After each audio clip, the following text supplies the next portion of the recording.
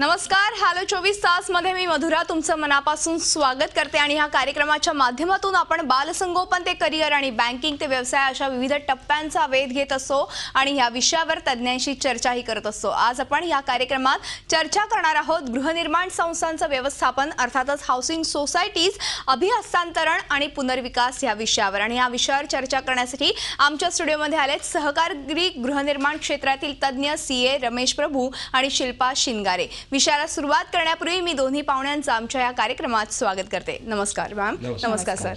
अर्थातच महाराष्ट्रात सुमारे 90,000 गृहनिर्माण संस्था आहेत आणि जागेच्या टंचाईमुळे विकासक बहुमजली इमारती बांधतात आणि वैयक्तिक सदनिका धारकांना ते विकतात। अशा संकुलांच्या व्यवस्थापनासाठी महाराष्ट्र सहकारी संस्था अधिनियम असून गृहनिर्माण संस्थेचं उद्दिष्ट जमीन आणि इमारतीचं रिडेव्हलपमेंट करणं। मात्र आज सहकारी गृहनिर्माण संस्थांसमोर विविध प्रश्न आहेत, त्याचबरोबर आव्हानं देखील आहेत आणि ह्याच विषयावर आज आपण हॅलो 24 तास मध्ये चर्चा करणार आहोत आणि दृष्टिक्षेपही टाकणार आहोत। तेव्हा लगेचच आपण धोरण जाहीर होणार आहे। यातला महत्त्वाचा मुद्दा सर बघायला गेलं तर पुनर्विकास म्हणजेच रिडेव्हलपमेंट आणि अभिहस्तांतरण हे मुद्दे तर आहेतच, पण आत्ताची सद्यस्थिती नेमकी काय आहे त्याविषयी काय सांगाल? मग आज आपण असं म्हणतो की परवडणाऱ्यासारखं घर मिळाला पाहिजे, बरोबर आहे। म्हणून पंतप्रधानांनी सुद्धा आवाज योजना जाहीर केली आहे 2022 पर्यंत सर्व लोकांना आपल्याला घर द्यायचे। पण मुळात असं आहे की घर परवडणाऱ्यासारखंच होत नाही, कारण 30 ते 35% टॅक्स आहे आणि ज्या पद्धतीने रेट वाढत गेले त्यामुळे जोपर्यंत तुम्ही FSI वाढत नाही, जोपर्यंत धोरण सोपं करत नाही ते होऊ शकत नाही।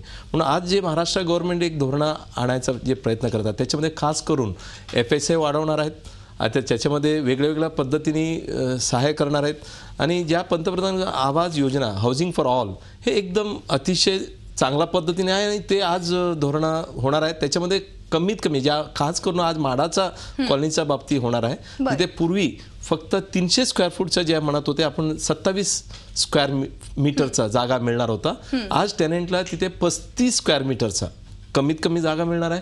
त्याच्या व्यतिरिक्त 35% ज्या आता राहतात त्या घरावर कमीत कमी 35% फंजिबल FSI असं करून 450 से 500 स्क्वेअर फूट पर्यंत घर मिळू शकतो।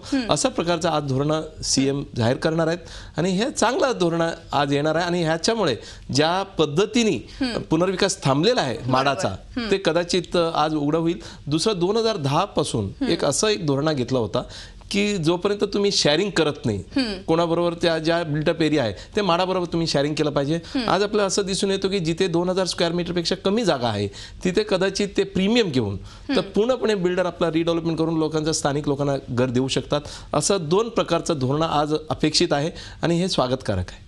बरोबर, म्हणजे थोडक्यात हे एक धोरण योग्य असेल असं तुमचं मत आहे आणि एकूणच ह्याचा फायदा खरोखरच आपल्या जे मुंबईकर आहेत त्यांना तर व्हायलाच पाहिजे आणि त्याचबरोबर ज्यांना खरंच घरं घ्यायची इच्छा आहे त्यांना देखील होणारच आहे।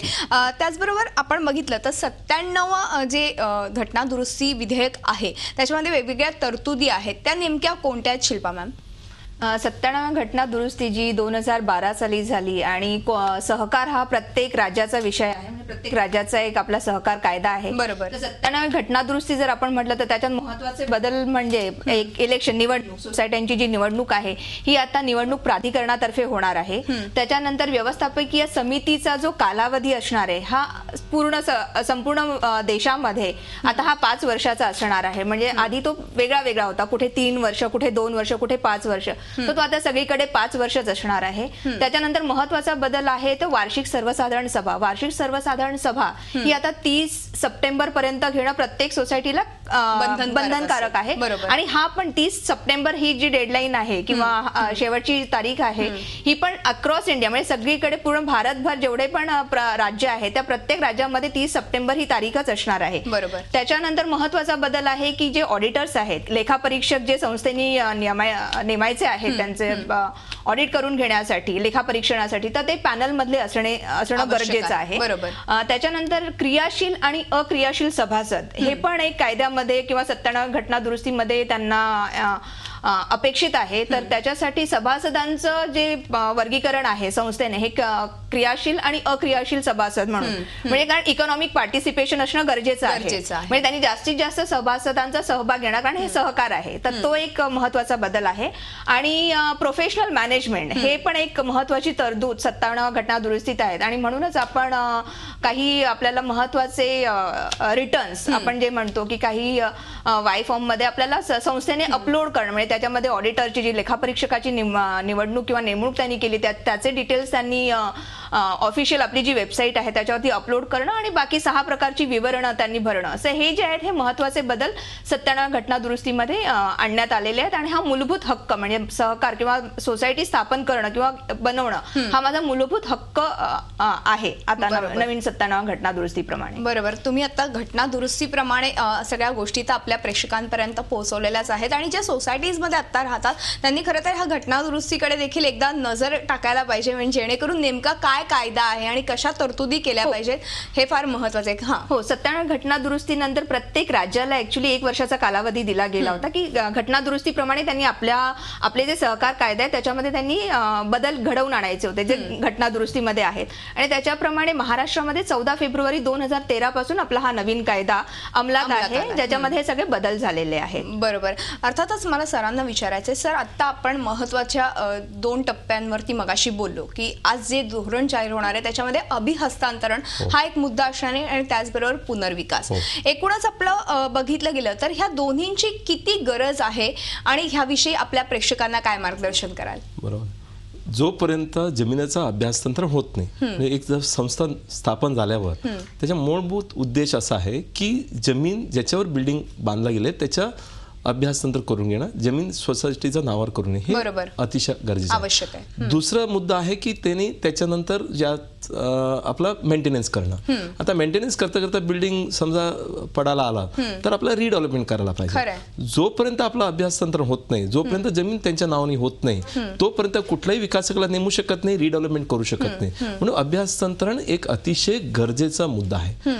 आणि हे का गरज आहे, एखादा समजा तुम्ही अभ्यासतंत्र करून घेतलं नाही, वाढीव FS आहे, आता नवीन धोरणाप्रमाणे प्रायव्हेट बिल्डिंगला जवळपास 2.7 FS आहे, जिथे पूर्वी FSI 1 होता, आज चटक क्षेत्र तुम्हाला बांधता येते 2 प्लस फंजिबल FSI 35%, असं करून 2.70 असं एवढं बांधकाम आपल्याला करता येते. म्हणून लोक रिडेव्हलपमेंटला जातात. जेव्हा रिडेव्हलपमेंटला जातात त्यांना जिथे 500 स्क्वेअर फूट आहे आज त्यांना 600 750 स्क्वेअर फूट म्हणजे एक बेडरूम एक्स्ट्रा मिळतो, कॉर्पस मिळतो, भाडा मिळतो. आणि परवा एक निर्णय ट्रिब्युनलने दिलेला आहे, जे काय तुम्हाला वाढीव मिळतो जागा किंवा भाडा दिला जातात किंवा कॉर्पस दिला ह्याच्यावर कुठल्याही प्रकारचा आयकर नाही आहे. म्हणजे पूर्णपणे तुम्हाला वाढीव FSI मिळतो, जागा मिळतो, नवीन इमारत मिळतो, नवीन बेनिफिट मिळतो. म्हणून हे सर्व करून घ्यायचं असेल, रिडेव्हलपमेंट पाहिजे असेल पुनर्विकास म्हणजे आपला अभ्यासतंत्र पाहिजे. जोपर्यंत कन्व्हिन्स होत नाही तोपर्यंत पुढे होत नाही.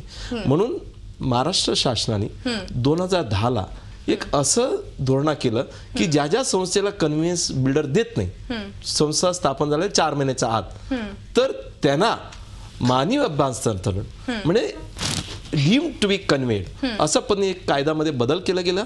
आणि जिथे जिथे डीम्ड म्हणजे सोसायटीला बिल्डर देत नाही, विकासक देत नाही किंवा जमीन मालक देत नाही, त्या जिल्हा उपनिबंधककडे जाऊन जिल्हा उपनिबंधक बिल्डरच्या वतीने जमीन मालकाच्या वतीने सही करून आपल्याला कन्व्हिन्स करून देतात. असं चांगला धोरण केलेला आहे. आणि हे सुद्धा आता ऑनलाईन ऍप्लिकेशन करता येते. म्हणून हे चांगला मुद्दा शासनाने केलेला आहे. ह्याचा फायदा पण लोक घेत नाही. आज 90,000 गृहनिर्माण संस्था आहे. आपल्याला आश्चर्य वाटेल आतापर्यंत फक्त 2,000 संस्थेने ह्याचा फायदा घेतलेला गेल्या 6 वर्षामध्ये. मला वाटतं ह्याचा सुद्धा लोकांनी प्रतिसाद द्यावा आणि ह्याचा बेनिफिट घ्यावा. जागा आपल्या नावावर करून घ्या. ज्या करोडो रुपयाचा जागा आहे ते आपल्या नावावर करून न घेतलं तर आपल्याला पुनर्विकास होऊ शकत नाही. पण मला वाटतं सर बऱ्याचदा असं होतं की अभिहस्तांतरण किंवा पुनर्विकास ह्याचा जेव्हा मुद्दा सोसायटीजमध्ये येतो तेव्हा अनेकदा सोसायटीमध्ये असलेले मतभेद देखील पुन्हा एकदा उद्भवतात आणि ह्या सगळ्याचा परिणाम कुठेतरी मग अभिहस्तांतरण होत नाही किंवा पुनर्विकास तो पुढे लांबला जातो हा देखील आहे. पण मग सोसायटीमधल्या कमिटी मेंबर्सला देखील तितकीशी माहिती असणं आवश्यक आहे. त्यासाठी काही खास तुम्ही टिप्स द्याल का आणि कशामध्ये ही सगळी माहिती उपलब्ध होईल? तुमची अनेक पुस्तकं देखील आहेत, त्यामध्ये देखील उपलब्ध होऊ शकतात का? आणि एकूणच मानवी अभिहस्तांतरण हे ह्याच्यामध्ये कुठेतरी शिथिलता आली आहे का, त्याविषयी काय सांगाल? ओके, ह्याच्यामध्ये गेले 2010 पासून जेव्हा नियमावली झाला, कायद्यामध्ये बदल झाला, त्याच्यानंतर दरवेळा 6-6 महिन्यांनी वेगवेगळं परिपत्रक काढता याच्यामध्ये भरपूर शिथिल केलेलं आहे, सिम्प्लिफाईड केलं आहे. मला असं सांगायला आनंद वाटेल की आम्ही आतापर्यंत जवळपास 1000 एक कार्यक्रम घेतलेला आहे महाराष्ट्राचा वेगवेगळ्या कोणेत. आणि मी असं एक 6 पुस्तक लिहिले डीम्ड कन्व्हेन्सवर, ज्या मराठीमध्ये सुद्धा अवेलेबल आहे, इंग्लिशमध्ये सुद्धा अवेलेबल आहे. त्याच्यानंतर लोकांचा असा प्रश्न आला की नाही, आपल्याला साहेब तुमच्याकडून प्रश्नोत्तर ज्या वेगवेगळ्या कार्यक्रमामध्ये तुम्ही जातात तिथे प्रश्न आला असेल, त्या प्रश्नाचं उत्तर तुम्ही डीम्ड कन्व्हेन्सवर FAQ तयार करा. म्हणजे हे FAQ सुद्धा आम्ही केलेलं आहे आणि हे सर्व उपलब्ध त्यांना आमचं कार्यालयात मिळतोच कन्सेशन रेटवर. तर काही लोकांचं असं म्हणणं आहे की हे महाग पुस्तक आहे, आम्हाला घ्यायचं नाहीये, पण हे कुठेतरी अवेलेबल आहे का? वेबसाईटमध्ये, आमच्या वेबसाईटमध्ये वेगवेगळ्या टप्पे वगैरे दिलेला आहे. वेबसाईटचं जे आहे ते आहे www.mswa.co.in. इथे वेगवेगळे टप्पे दिलेले आहे. ह्या टप्प्यातून त्या पुस्तकाचे वेगवेगळे आर्टिकल्स आहेत ते सुद्धा डाउनलोड करू शकतात, जसं जसं पाहिजे ते बघू शकतात. अशा प्रकारचा आम्ही एक उपक्रम लावलेला आहे. आणि महाराष्ट्र सोसायटी वेलफेअर असोसिएशनमधून आमचा एक मासिक निघतो. ह्या मासिकामध्ये ज्या काही अपडेट असतात ते सुद्धा आम्ही दिला जातात. ह्या प्रत्येक संस्थेला आम्ही दिला जातो. दुसरं महत्त्वाचं, आता गेले महिन्यात म्हणजे जुलैमध्ये, मागच्या महिन्यामध्ये 2 परिपत्रक निघालेले. एक परिपत्रक 14 जून 2016ला, त्याच्यामध्ये म्हटलं की पूर्वी 30-40 डॉक्युमेंट मागत होते, आता 8 डॉक्युमेंट, फक्त 8 डॉक्युमेंट देऊन आपण मानवी अभ्यासक्रम करून घेऊ शकतो, एवढं शिथिल केलेलं आहे. दुसरं अगदी सोप्यात सोपी पद्धत, एकदम सोप्यात सोपी केलेलं आहे आणि हे ऑनलाईन केलेलं आहे. आणि हे सर्व कागदपत्र आपल्याला वेगवेगळ्या प्राधिकरणाकडून मिळतोय. असं काय नाही की तुम्ही RTI मध्ये टाका, तुम्हाला 1 महिन्यामध्ये डॉक्युमेंट उपलब्ध होतं. म्हणजे खरं तर आता इतकी साधी सोपी पद्धत सहज झालेली आहे, तर नक्कीच प्रत्येक सोसायटीजने याच्याकडे खरं तर कटाक्षाने लक्ष घातलं पाहिजे. कारण की आपण बघितलं तर अभिहस्तांतरण किती महत्वाचं आहे. आता आपण खरं तर तुमच्याकडनं ह्या सगळ्याबद्दल जाणून घेतोय. आपण एक छोटासा ब्रेक घेऊया आणि ब्रेक नंतर अशी चर्चा पुढे चालू ठेवूया. तेव्हा हॅलो 24 तास मध्ये वेळ झाली एका छोट्याशा ब्रेकची. कुठेही जाऊ नका, पाहत राहा आमचा खास कार्यक्रम हॅलो 24 तास.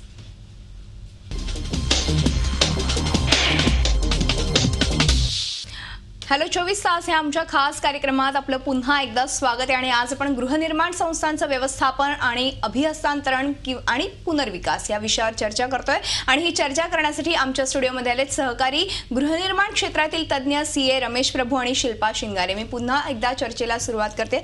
अर्थातच ब्रेकवर जाण्यापूर्वी आपण एकूणच अभिहस्तांतरणाविषयी जाणून घेतलं. मात्र शिल्पा मॅम, मला तुम्हाला विचारायचं आहे, एकूणच सभासद नोंदणी जेव्हा होते सोसायटीजमध्ये तेव्हा पूर्वीच्या एकूणच अटी जे नियम होते त्याच्यामध्ये आता बदल झालेले बघायला मिळतात. आणि एकूण रजिस्ट्रेशन करताना खास करून आपण बघितलं तर एखाद्याच्या नावावरती घर असेल आणि पुढे जाऊन ती व्यक्ती जर नसेल तर मग पुन्हा एकदा रजिस्ट्रेशन करण्याची वेळ येऊ शकते. तर मग त्यासाठी काही वेगळा नियम किंवा कायदा आहे का? नाही, प्रश्न तुमचा सहसभासदाबद्दल आपण बोलतोय, तर असोसिएट मेंबर बद्दल तुम्ही बोलता. हो, कायद्यामध्ये आता असं आहे की जर मला असोसिएट मेंबर व्हायचं असेल तर माझं त्या घरामध्ये किंवा त्या प्रॉपर्टीमध्ये माझं ओनरशिप राईट असणं गरजेचं आहे. पूर्वी कसं होतं की पूर्वी समजा ती प्रॉपर्टी किंवा तो जो फ्लॅट आहे तो माझ्या एकटीच्या नावाने आहे, पण मी माझ्या कुठल्याही रिलेटिव्हला 100 रुपये देऊन माझा रिलेटिव्ह एक 7 नंबरचा फॉर्म देऊन ते असोसिएट किंवा सहसभासद होत होते किंवा त्यांचं शेअर सर्टिफिकेट वरती नाव टाकलं जात होतं. पण आताचा जो कायदा आहे किंवा आताचा जो बदल आहे त्याच्यामध्ये जर तुम्ही बघितलं तर त्याच्यामध्ये स्पेसिफिकली म्हटलेलं आहे की सहसभासद जर मला व्हायचं असेल तर माझं प्रॉपर्टीमध्ये नाव असणं गरजेचं आहे. ओनरशिप हा एक क्रायटेरिया त्याच्यामध्ये घातला गेलेला आहे. आणि म्हणूनच मी जे म्हटलं की ऍक्टिव्ह, क्रियाशील आणि अक्रियाशील सभासद, तर त्याच्यामध्ये हा एक आपण म्हणू शकतो की एक प्रॉब्लेम किंवा पॉइंट नवीन एक आहे का? हो, म्हणजे त्याच्यासाठी बरेच प्रकार आहे. जसं आता तुम्ही गिफ्ट डीड वगैरे करून, आता समजा माझ्या प्रॉपर्टीमध्ये माझं एकटीचं नाव आहे, तर एक गिफ्ट डीड करून किंवा रिलीज डीड करून मी माझं राईट मी ट्रान्सफर करू शकते टू अ सर्टन एक्सटेंट. आणि मग माझा नवरा किंवा माझा ज्यांना कोणाला सभासद व्हायचंय, सहसभासद व्हायचंय, त्यांचं नाव आपण त्या अग्रीमेंटमध्ये इन्क्लूड करून घेऊ शकतो. ती एक पद्धत आहे. नक्कीच. आणि त्याचबरोबर व्यवस्थापकीय एकूणच आपण समितीबद्दल बोलतोय, तर व्यवस्थापकीय समितीची नेमकी काय कर्तव्य आहेत का आणि त्याविषयी सर काय सांगाल? नाही, व्यवस्थापक समिती असं आहे की आता नवीन घटना दुरुस्ती झाल्यानंतर कायद्यामध्ये असा बदल केलेला आहे की त्यांच्या निवडणुका जे आहे बरोबर त्या प्राधिकरणच घेईल. आता Maharashtra state cooperative election authority म्हणून एक वेगळं प्राधिकरण नेमला गेलेला आहे.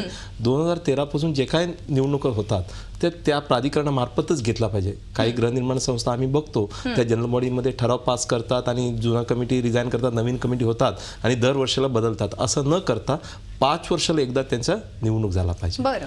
आणि त्याच्यानंतर निवडणुका करताना त्यांनी प्राधिकरणाकडून अधिकाऱ्याला बोलून त्या अधिकाऱ्यांमार्फतच ते झाला पाहिजे. त्याला आपण म्हणतो democratically fair and free election झाला पाहिजे. म्हणून तिथे दुसरं याच्यामध्ये असं म्हटलेलं आहे की 3 राखीव सभासद दिलेला आहे आणि 2 लेडीजना आणि 6 कमीत कमी समजा 100 पेक्षा कमी असेल सभासद तर 6 जनरल कॅटेगरी अशा पद्धतीने ते दिलेलं आहे. आणि 100 पेक्षा जास्त 200 पर्यंत असेल तर जिथे 6 सभासद आहेत ओपन कॅटेगरी तिथे 8 होणार आहे. आणि ह्या पद्धतीने हे केलं आहे. व्यवस्थापक समितीला अजून एक भार दिलेला आहे ते म्हणजे त्यांनी वेळेवर प्रत्येक गोष्टी केला पाहिजे. आता वेळेवर काय गोष्टी केल्या पाहिजे, खास करून त्यांनी अकाउंट्स जे आहे 45 दिवसात वर्ष संपलं की 45 दिवसात केलं पाहिजे.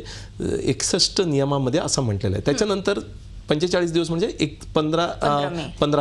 15 मे ते 31 मे पर्यंत 15 दिवसात त्या हिशोब लोकांपर्यंत पोहोचला पाहिजे आणि ते इन्स्पेक्शनला ठेवायला पाहिजे. 1 जूनला त्यांनी आपला ऑडिटरला दिला पाहिजे.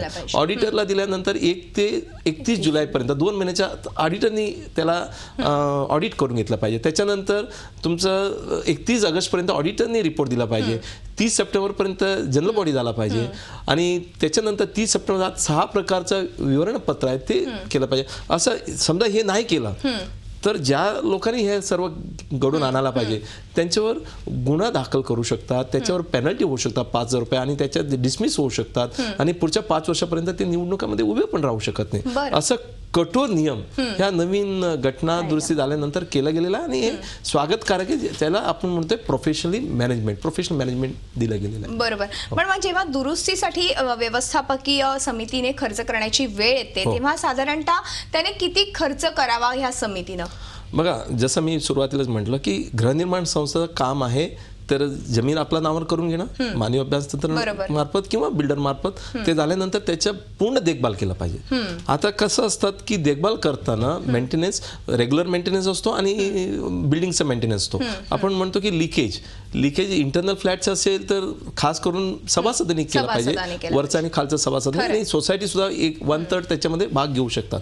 असं करता करता टोटल जे लिकेज किंवा रिपेअरिंग जे आहे एका वेळेवर जवळपास 1 लाख रुपये खर्च करू शकतात. समजा 1 लाख पेक्षा जास्त त्यांना खर्च करायचा असेल ते 7 दिवसाचा जनरल बॉडी नोटीस देऊन जनरल बॉडीमध्ये त्यांनी ठराव मांडून त्याच्यानंतर ते किती रक्कम खर्च करू शकतात त्यासाठी निधी उभा करू शकतात, त्यांच्याकडून मेंटेनन्स घेऊ शकतात, रिपेअर चार्जेस घेऊ शकतात. अशा प्रकारे तर 1 लाखापर्यंत मॅनेजिंग कमिटी करू शकतात. त्याच्यावर जनरल बॉडीमध्ये जाऊन किती रक्कम करू शकतात. पण शेवटी बिल्डिंग देखभाल करणं आणि व्यवस्थित सांभाळून ठेवणं हे काम कमिटी. सभासदांचं लिमिट पण आहे. 25 सभासद असतील तर 25,000 मॅनेजमेंट कमिटी करू शकते.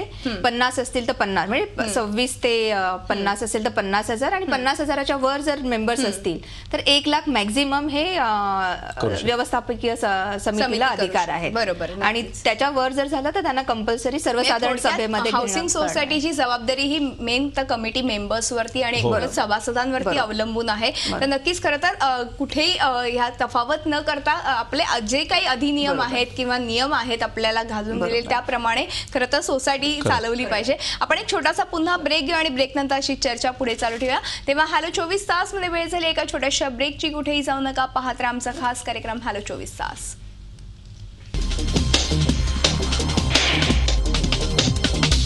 ब्रेक नंतर हॅलो 24 तास या आमच्या खास कार्यक्रमात आपलं पुन्हा एकदा स्वागत. गृहनिर्माण संस्थांचं व्यवस्थापन, अभिहस्तांतरण आणि पुनर्विकास या विषयावर आज आपण चर्चा करतोय आणि ही चर्चा करण्यासाठी आमच्या स्टुडिओमध्ये आले आहेत सहकारी गृहनिर्माण क्षेत्रातील तज्ज्ञ CA रमेश प्रभू आणि शिल्पा शिंगारे. मी विषयाला पुन्हा एकदा सुरुवात करते. सर, अर्थातच पुनर्विकासाचा मुद्दा फार महत्त्वाचा आहे आणि या पुनर्विकासाबद्दल काय सांगाल आणि एकूणच तरतुदी काय आहेत? पुनर्विकास करायचं म्हटलं की पूर्ण लोकांना आपल्याला तिथून हलवायला लागतं. बरोबर. आपला करोडो रुपयाचं घर आपण एका बिल्डरकडे देतो. म्हणून जेवढा पुनर्विकास सुरू झालेला आहे त्याच्या सुरुवातीला भरपूर अडचण निर्माण झाला. म्हणून प्रत्येक गव्हर्नमेंटनी असा एक नियम केलेला आहे 79A म्हणून एक कलम आहे Maharashtra society Maharashtra cooperative society act 1960 मध्ये. त्याच्या अंतर्गत एक निर्देशन दिलेलं आहे, एक डायरेक्शन दिलेलं आहे. त्या डायरेक्शन प्रमाणे आपल्याला एखादा सुरुवातीला त्यांचं कन्व्हिन्स झाला पाहिजे, मानवी अभ्यास तर करून घेतला पाहिजे, प्रॉपर्टी कार्डवरती नाव झाला पाहिजे. त्याच्यानंतर त्यांनी बिल्डरला नेमायच्या अगोदर एक तज्ज्ञ ज्याला आपण म्हणतो की प्रोजेक्ट मॅनेजमेंट कन्सल्टंट ते नेमायला पाहिजे. आता प्रोजेक्ट मॅनेजमेंट कन्सल्टंट लोक काय करतात, एखादा एजंट वगैरे ना प्रोजेक्ट मॅनेजमेंट कन्सल्टंट म्हणून नेमतात. असं न करता प्रोजेक्ट मॅनेजमेंट कन्सल्टंट रोल असा आहे, त्यांनी पूर्ण 5 वर्षामध्ये किंवा 3 वर्षामध्ये जे इमारत उभे राहणार आहे ते पूर्ण प्लॅन तयार केला पाहिजे. त्याप्रमाणे त्यांनी निकाशा तयार केला पाहिजे, लोकांचा संमती घेतला पाहिजे आणि तिथे किती FSI मिळतो, TDR किती मिळतो, किती खर्च होणार आहे, बिल्डरला किती नफा होणार आहे आणि लोकांना किती मिळू शकतो, किती कॉर्पस, किती रेंट, असं एक आपण म्हणतो प्रोजेक्ट रिपोर्ट ते केला पाहिजे. प्रोजेक्ट रिपोर्ट करताना प्लॅन तयार केला पाहिजे आणि एक आर्किटेक्ट सोसायटी नेमला पाहिजे, ज्या PMC मधला एक माणूस आहे तो आर्किटेक्ट पूर्ण प्लॅन तयार करून DC रूल प्रमाणे कोणाला किती एरिया मिळू शकतो, काय मिळू शकतो आणि त्याप्रमाणे त्या प्लॅन तो टेंडरमध्ये ठेवायला पाहिजे. टेंडर निर्गमित केला जाईल. टेंडरमध्ये जे काही विकासक येतात त्या विकासकाला सांगायला पाहिजे, ज्या मी बिल्डर म्हणजे ह्या तज्ञाला नेमलेला आहे, ज्याला आपण म्हणतो आर्किटेक्ट, त्या वास्तू तज्ञामार्फतच आमचा प्रोजेक्ट संपला पाहिजे, जेणेकरून पूर्ण प्रोजेक्टचा कंट्रोल आपल्याकडे असतो. तर एखादा चार्टर्ड अकाउंटंट पाहिजे जो फायनान्शियल वगैरे बघू शकेल, व्यवस्थित होतो की नाही, एखादा इंजिनियर पाहिजे, असं प्रोजेक्ट मॅनेजमेंट कन्सल्टंट पाहिजे. हे सर्व जनरल बॉडीमध्ये जातात आणि पुनर्विकास ज्या संस्थेने न करता ह्याच्या समोर सभासदांनी 25% सभासदांनी अर्ज दिला पाहिजे. त्याच्यानंतर विशेष साधारण सभा घेतला पाहिजे, 75% सभासद तिथे आला पाहिजे, 75% मधून 75% सभांनी. अशा पद्धतीने खरं तर ही रचना असली पाहिजे. आणि ह्यासाठी मी भरपूर पुस्तक रिलीज केले, जवळपास 6 पुस्तक पुनर्विकासावर मराठीमध्ये आणि इंग्लिशमध्ये केलेलं आहे. हे आपला कार्यालयामध्ये उपलब्ध आहे. हे सर्व ज्या FAQ आहे हे वेगवेगळ्या आपला ज्या सेमिनार वगैरे असतात तिथे विचारला गेलेल्या प्रश्नाचं उत्तर दिलेलं आहे. आणि आमचं काही व्हिडिओ जे आहेत ते आमचं YouTube मध्ये MSW न्यूज चॅनल म्हणून आहे. तुमचे नंबर्सही डिस्प्ले झालेले आहेत. नक्कीच ह्या संदर्भात कोणाला काही प्रश्न असतील किंवा माहिती हवी असेल तर नक्कीच ते तुमच्याशी संपर्क साधतील. मात्र वेळ संपल्यामुळे आज आपल्याला इथेच थांबावं लागतंय. मात्र तुम्ही आलात आणि एकूणच हाऊसिंग सोसायटी विषयी खूप छान माहिती आपल्या प्रेक्षकांपर्यंत पोहोचवली, त्याबद्दल मनपूर्वक धन्यवाद. तेव्हा हॅलो 24 तास हे आमच्या खास कार्यक्रमात इथेच थांबतो. तुम्ही पाहत राहा झी 24 तास, रहा एक पाऊल पुढे.